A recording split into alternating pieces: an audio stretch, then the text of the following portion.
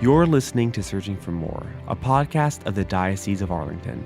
On this episode, during National Volunteer Month, hear Debra Beard, Director of Volunteers for Catholic Charities of the Diocese of Arlington, highlight the incredible work of Catholic Charities, more than 2,500 active volunteers during the past year amidst the pandemic.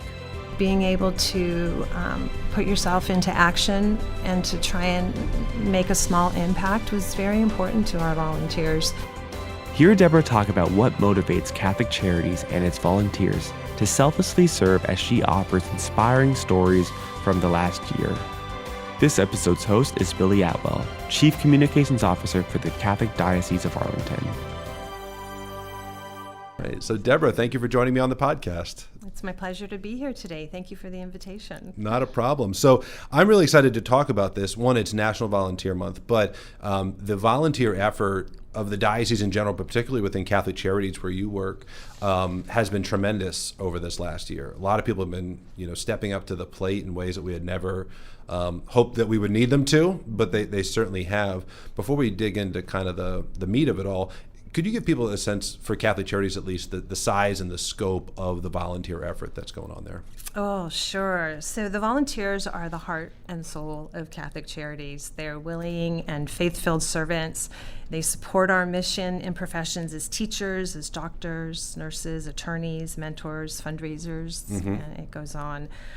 We have many retirees who hold ongoing volunteer commitments, but we have families and youth that also provide short-term support in our food programs and other areas. Yeah.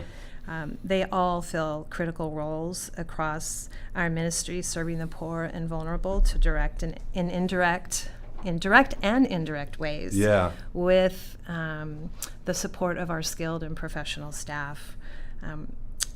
While you do not need to be Catholic to serve, it is Christ who informs our mission at Catholic Charities, and the gospel call to love our neighbors is what our volunteers are responding to. Yeah.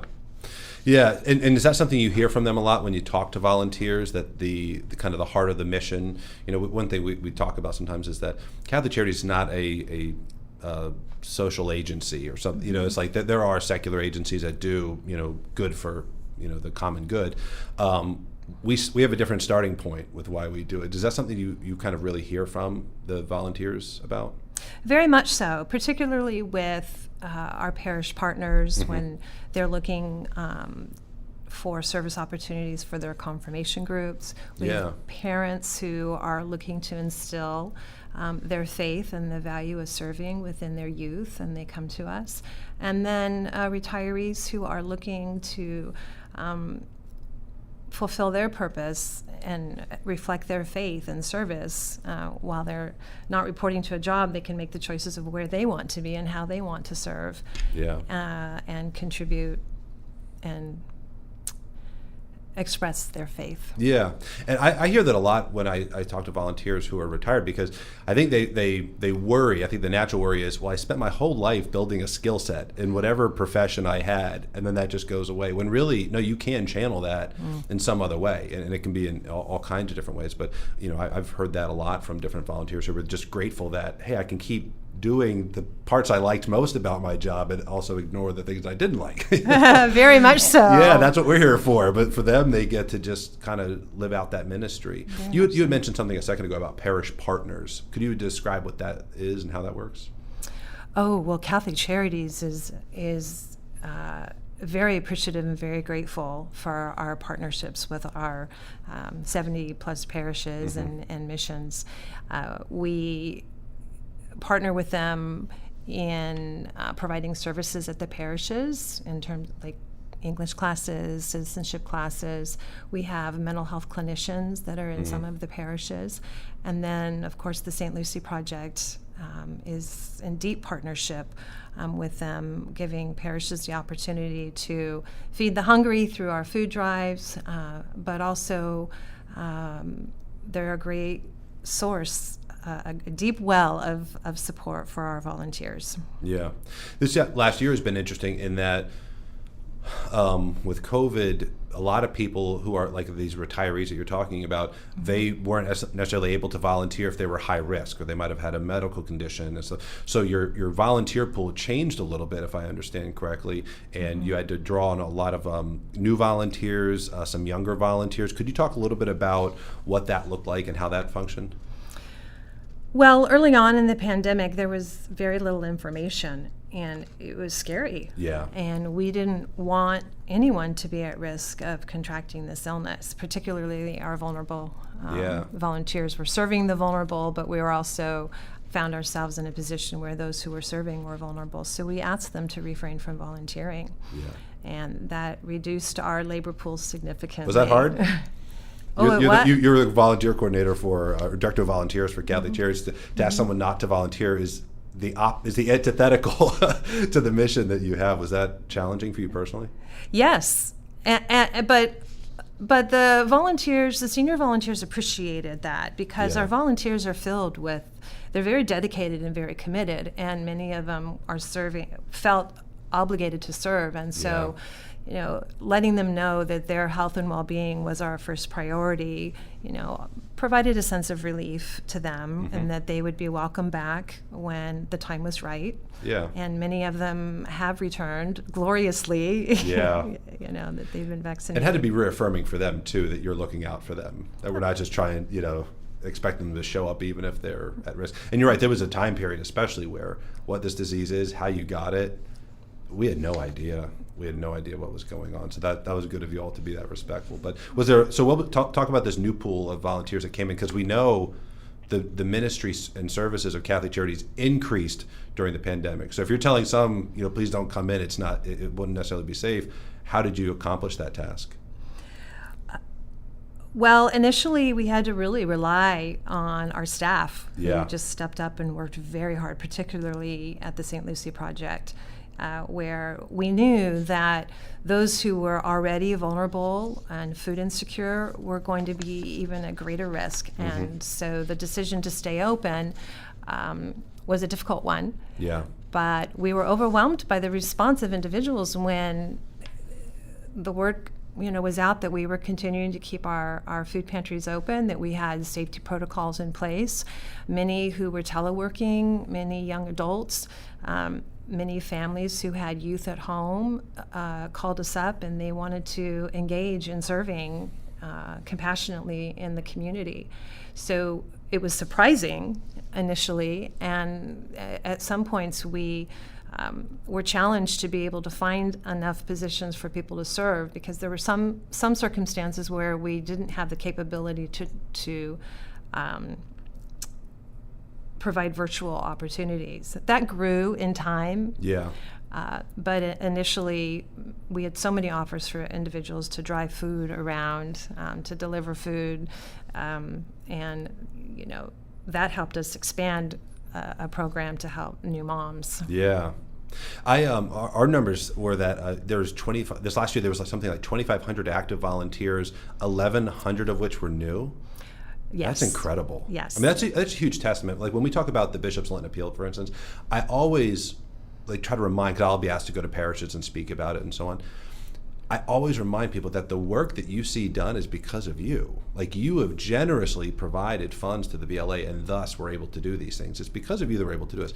And so with the work that Catholic Charities did over this last year, which got media attention and everything, it was exceptional. It was not ordinary. It was an exceptional amount of output. Right. It's because 1,100 new people stepped forward to fill in, and 2,500 people throughout our diocese were serving. That's an incredible testament to our faith and to our love of the poor. And it was very heartwarming to see those kinds of numbers. Well, it's very affirming, but this is a reciprocal relationship. Yeah. Yeah. And the isolation and the fear was very palpable, and being able to put yourself into action and to try and make a small impact was very important to our volunteers. On a normal year, like 2019, the impact of our volunteers is translated into about 63,000 hours of service annually. Wow. And during the pandemic, we saw just a slight drop in that, and we saw 59,000 hours in the year of the pandemic. That's incredible. But I know the amount of people that were served, I mean, that's increasing.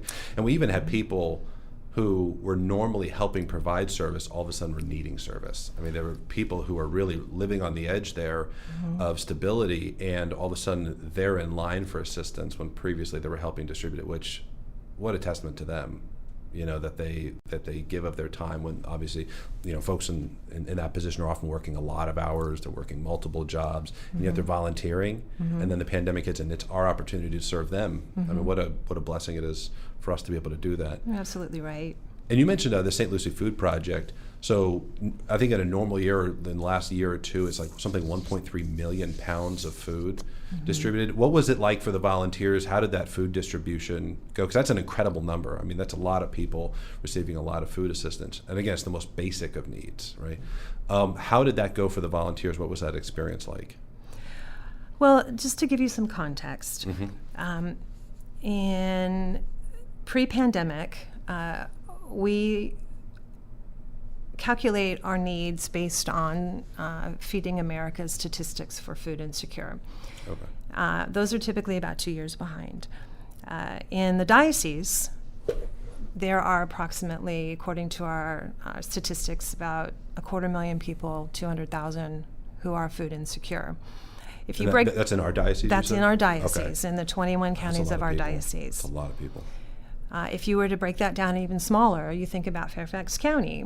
The food insecurity rate there is about 5%, which translates into about 76,000 people, half of which are children. In a given year, the St. Lucie Project distributes like you said, 1.3 million pounds of food. This year we have, through the pandemic, which was March through December, we distributed 1.6 million pounds of food. Wow. We found the demands of the pantries remained very high, almost triple what we typically distribute, and the number of sites that we've distributed to went from 60 to 85. Wow. That's a huge increase, because a 0.3%, when you're talking about 1 million pounds of food, is 300,000 pounds of food. What does food insecure mean? Is that like their income is so low that they don't know they can provide food for the next day or the next week? Like, how does that, what does that mean? That's a very common question, and food insecurity is just that. They're not certain where their next meal is going to come from. Gee, so this is not just people who are poor but able to put food on the table. These are people that literally don't know where the next meal is coming from. Well, when we have confirmation teams that would come into the St. Lucie Project pre-pandemic, we would explain it that, to kids, when you're hungry, what do you do when you come home from school? You open up your pantry and you search around for something that you want to eat. In a food insecure home, children may be relying solely on schools for their basic nutrition. Parents may skip their meals so that their children can eat. Kids may not have food on the weekends, or they'll have a lack, more importantly, they have a lack of access to healthy food. They'll have high starchy foods, high sugar foods, limited fruits and vegetables. Kind of filling food, but it's not giving them the nutrients. Because it's cheap and accessible. Yeah. So the St. Lucie Project really tries very hard to get access to fruits and vegetables to be able to get out to our pantries, as well as a healthy selection of food items, non-perishable food items. And they've got relatively new, like last year or two, industrial grade fridges and freezers or something like that. Absolutely. Yeah, so that changes the world for them. I know that was a major announcement when we were able to get those things, because it changes what you're able to provide, like you said, to these folks in need. Yeah, protein malnourishment is very problematic among the food insecure, and we would send cans of tuna or cans of chicken or peanut butter and beans and rice for protein. But now with our freezer, we've received numerous donations of frozen meat and chickens and beef and steaks that we're able to send out to the pantries. Just really increases the dignity of the individuals that we serve, and helping them have healthy food for them and for their children to grow. Yeah, what a beautiful thing. And again, it's most basic. There were a number of needs that came up that were what we would maybe call temporary. where volunteers were serving kind of a new capacity. What were some of those temporary needs that were provided for and people were volunteering for during the pandemic? Yes. Well, one of the first opportunities that came up for us was when the Gabriel Project reached out to us. We had new mothers that were coming home from the hospital with their newborn babies during the stay-at-home order. A very scary time, very vulnerable little babies. And there was a lack of diapers on the shelves. Really, yeah. And fortunately, we had some diapers that were stored because of our mobile response center. Yeah. And that program graciously partnered and offered to provide diapers to these parents. And then we had all of these drivers who wanted to help deliver food. We asked if they'd be willing to deliver diapers, and so we just codenamed it Operation Stork. And each week, moms would call in and let us know what size diapers they needed and for how many kids. And typically, they had, more than one child in the home in diapers. And we would pack them up at the warehouse and meet the drivers and send them off, with addresses and directions. And so that went on March through till almost July. That really is an operation. Operation Stork, I mean, the way you're describing it functioning, it really is like a military operation almost to get supplies. That's amazing. I had to imagine that was very consoling for those moms. I mean, it's hard enough to be a mom, often single moms, like you're saying, and to not have something like diapers. I mean, I'm a parent of 3 little ones. To not have diapers would be a big challenge, but very scary. Very scary. Were there other kind of temporary needs, or was that maybe the biggest one? Well, the Mother of Mercy Clinic had both our mental health services and our medical services were able to transition to telehealth, but they also were providing COVID testing in the short term during the stay-at-home order. Interestingly, the Christ House residents rely on the community meal for the homeless that our community has provided for over 40 years every single night. Yeah.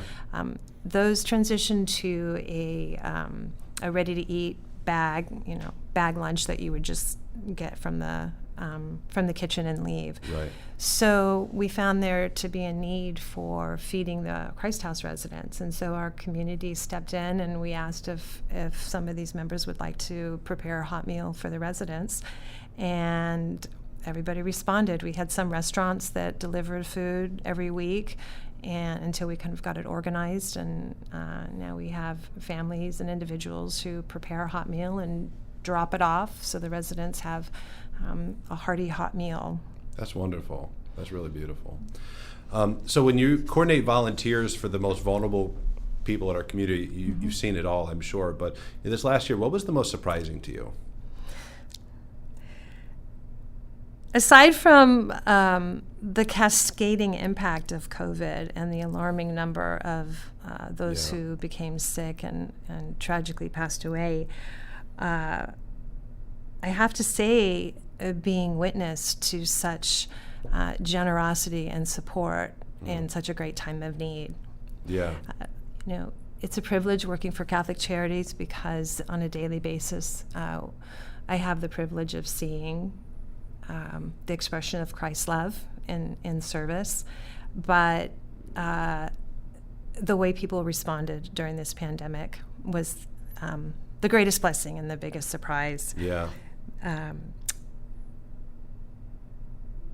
Catholic Charities has always understood the importance of service. Our business model is built on understanding we always want to be able to provide opportunities for our community to serve, and it remains critically important during this time more than ever.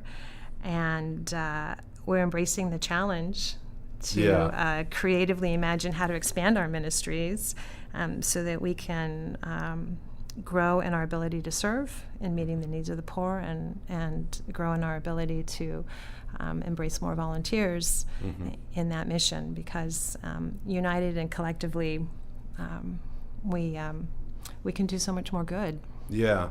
And when you look to the future down the road, what are some things that have happened that you think you'll take with you?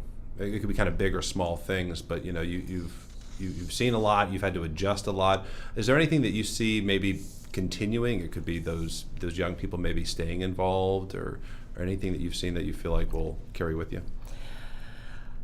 I think like most businesses, we have learned that this hybrid model of service can be very effective. Yeah.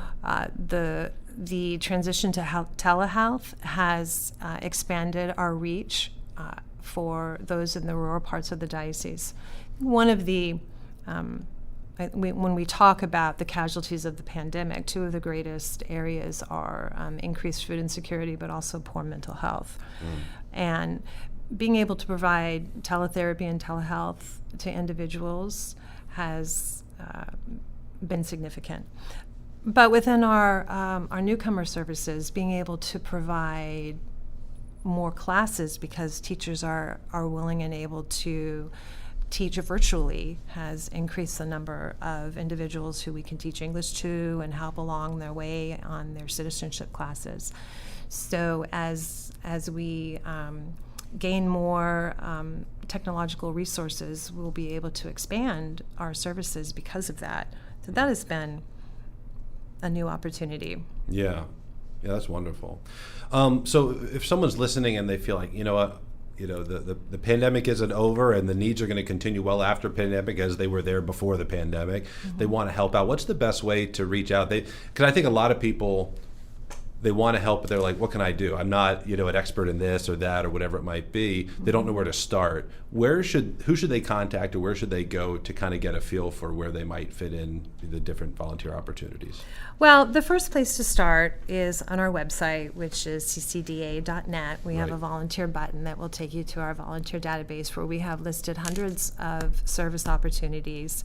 Those opportunities are listed by program. So if a volunteer has a particular heart for feeding the hungry, they would explore opportunities under the St. Lucie Project, or if they were interested in serving at the Mother of Mercy Clinic, they would click there. Okay. That's the most efficient way. We have an email, volunteer@ccda.net. If you want to shoot us an email, we can set up an interview and help explore. We get calls at the St. Lucie Project all the time, in particular with families. There's one particular family that I can think of who's, the father had some serious health issues that put him in the vulnerable category, and they had kids at home that were virtually learning, and the isolation was really hard for them, and they just called us up and we need to get the kids out. Can we bring them to the warehouse? Normally we would just sort food in the mornings, but in the afternoons we were able to say, embrace families that were coming in just to get the kids out of the house and get them engaged in something productive.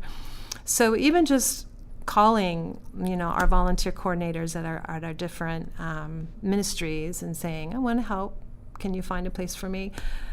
That starts the conversation. Yeah. We really appreciate the depth and breadth of skills that our volunteers bring to us, and sometimes just having a conversation and exploring why they want to serve and what they want to do is better than just fitting them into a specific opportunity. So if there isn't an opportunity on the website and you have a particular need, just reach out to us and we'll chat. So volunteer@ccda.net, or you can go to the website and peruse the different opportunities there. There's no end to the need, so there's lots of stuff there, I'm sure, where people can lend their hand, and it's, I know, very fulfilling for people. A lot of people that think about volunteering, or they volunteer just because a friend is doing something, find themselves doing it for a long time afterward.